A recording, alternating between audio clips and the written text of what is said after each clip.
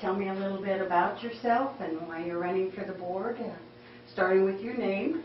My name is Leslie Blagrave, and I started running for school board because of the Washington issue was really got me going to the meetings.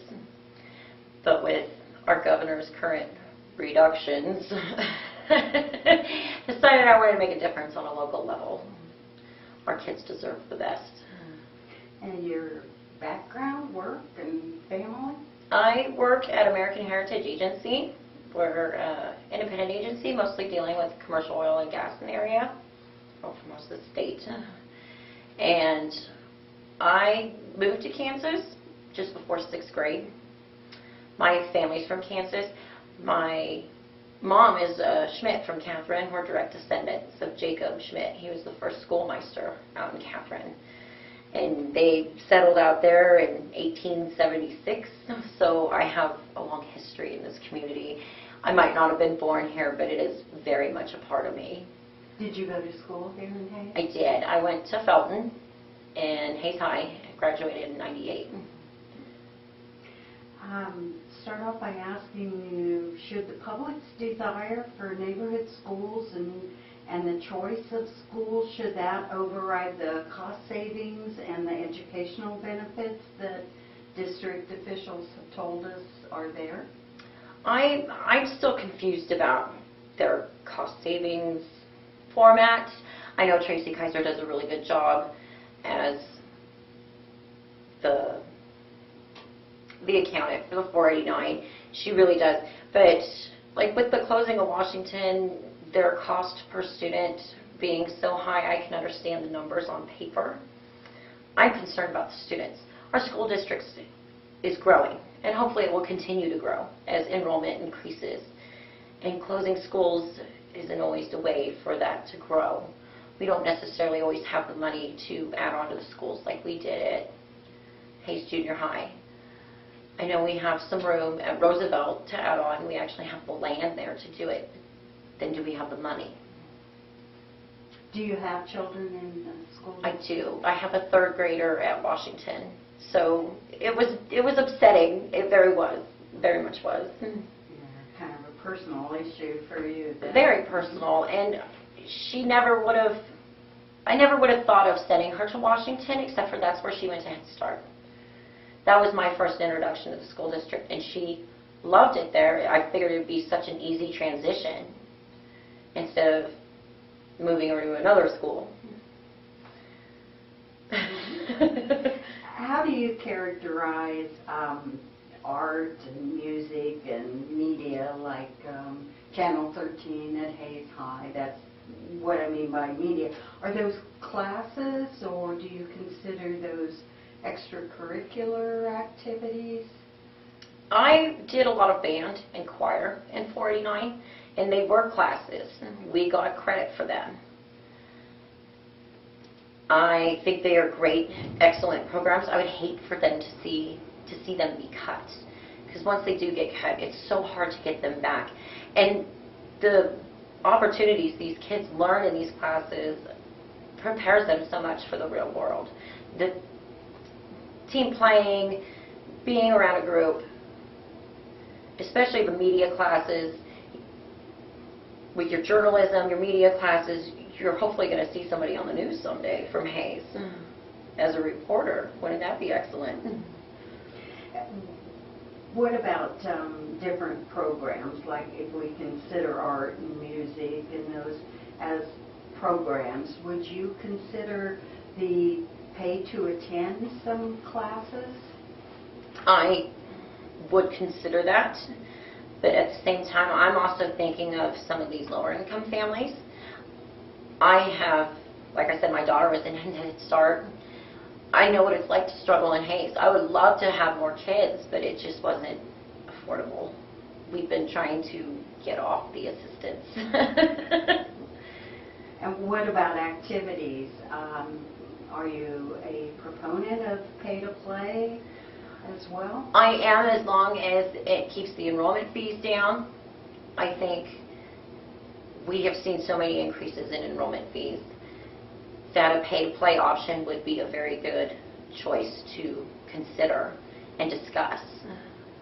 I don't think it's outrageous to ask a small fee for these to help offset some of the costs, but then you also run into the problems of parents saying, well, I paid for my student to play, why are they on the bench? So there's a lot of issues behind it that should be discussed, and I think it's something that needs to be explored. With our reductions, who knows what's coming next? Who knows what's going to get cut next from state funding?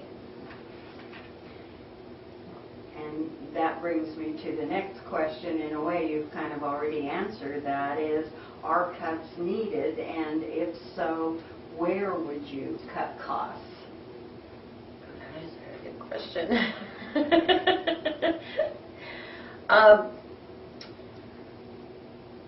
I would have to explore that a little further. Absolutely. Like I said before, I would hate to see any of these programs get cut. These were a way for me to get to know myself as a student, is having these opportunities. Figuring out what I wanted to do with my life started off at high school with all the choices I had between music and art and sports. And once you cut these programs, it's so hard to get them back. And once you start cutting these programs, you risk the chance of students going to other school districts where they can get these programs. Are there any other areas that you feel like we could make cuts other than just cutting programs or things that the students do? I mean, is there anything else that you've really thought about that might be a good area to cut? The board has done a really good job of getting back out of the red and making up for mistakes of boards past. I will give them that credit. It would have to be something to be discussed. I mean, there's a lot of feelings. People get very emotional about this. Are you a proponent of long-range planning, say 5 years planning? I am. If it's possible right now with the cutting from the state continually, it's hard to make those 5-year plans. It's great to have them. It's so iffy to see if you're going to actually be able to do the entire 5 years, though. If you would like to do some 5-year planning, what do you think should be the district's priorities in the next 5 years? Well, we do have to upgrade our buildings. They are deteriorating. And students come number one in their safety. Same thing with the teachers. We have roofs that need repaired, and you know, the elevator at Lincoln needs some major work. Our cafeterias are jammed full. Same thing with the gyms. With the way the school year runs, we need a good gymnasium at every school for those cold days. So would you support, the board has talked about a bond, would you support a bond issue? I am in favor of a bond issue. I think right now the $100 million that they have out there is a bit excessive. I don't see that much passing. That is a lot of money. I mean, a lot of money. And if they want a bond to pass, they're going to need to have a plan, how to use that money. All of it. I mean, sure, you're going to have room for a little cushion, but we have bonds failing like crazy in Ellis. We have an LOB right now going on in Russell. We have to take notes from our supporting districts to see what's passing and failing, to see what we can get passed here. If we don't get a bond or an LOB passed soon, our taxes are going to go up and enrollment fees are going to continue to climb. And it's to the point where families with 4 or 5 children in the district are trying to come up with $1,000 just to enroll their students. And then you add lunch fees, school supplies. It gets expensive real fast for some of these bigger families. If we don't pass the bond in the near future, how would you pay for the needed upgrades or maintenance issues to the buildings? That is a very good question. That's something I'm not sure of. I don't think anybody on the board is sure of. I think they need this bond to pass. with the LOB not passing last year, we need to generate funds from somewhere. And if we don't get a bond or an LOB to pass soon, it's going to keep going up in your enrollment fees. Union negotiations have been in the news lately at the state level, and also our board has made a change too. Should the board participate in union negotiations, or should they give district authorities district officials the authority to do the negotiating? I think district officials should be doing most of the negotiating.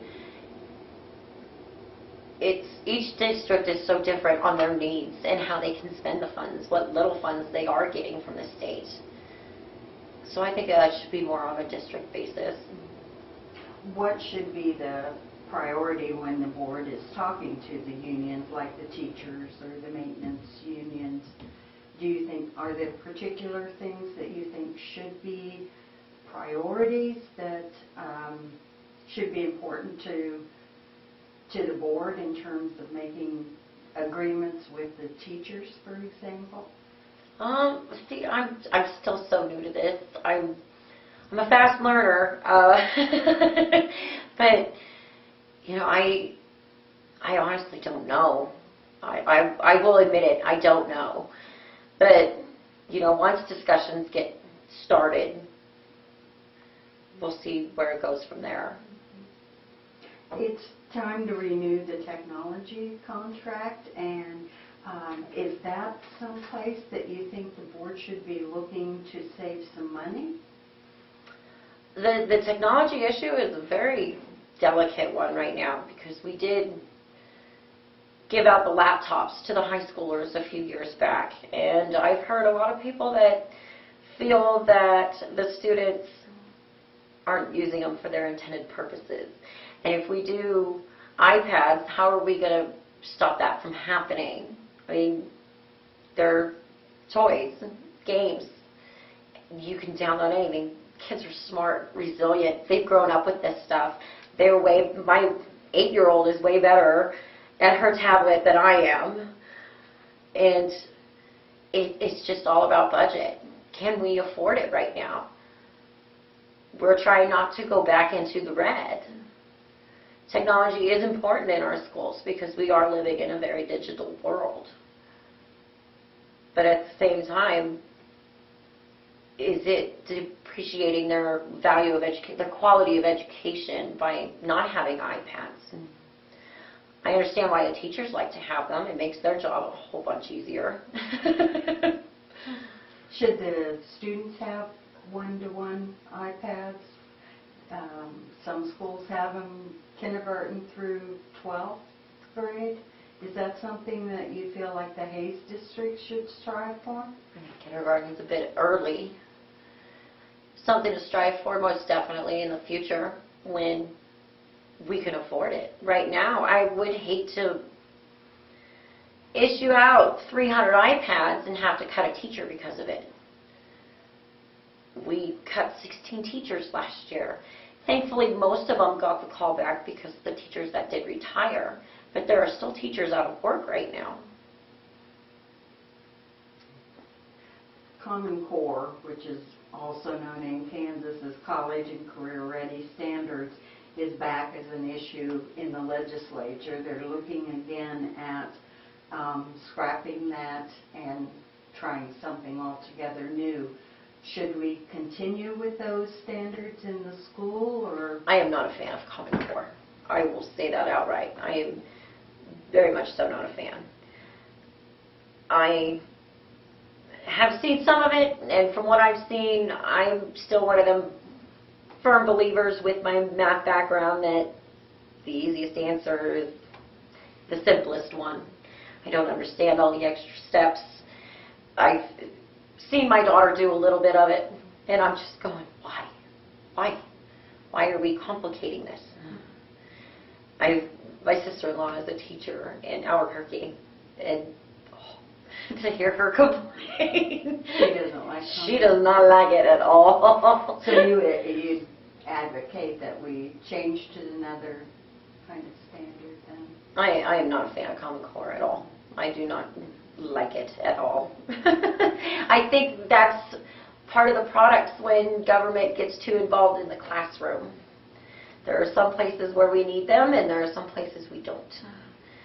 And a lot of our teachers, especially in our district, have been teaching here for years, and trying to change their system to something like Common Core has been a struggle.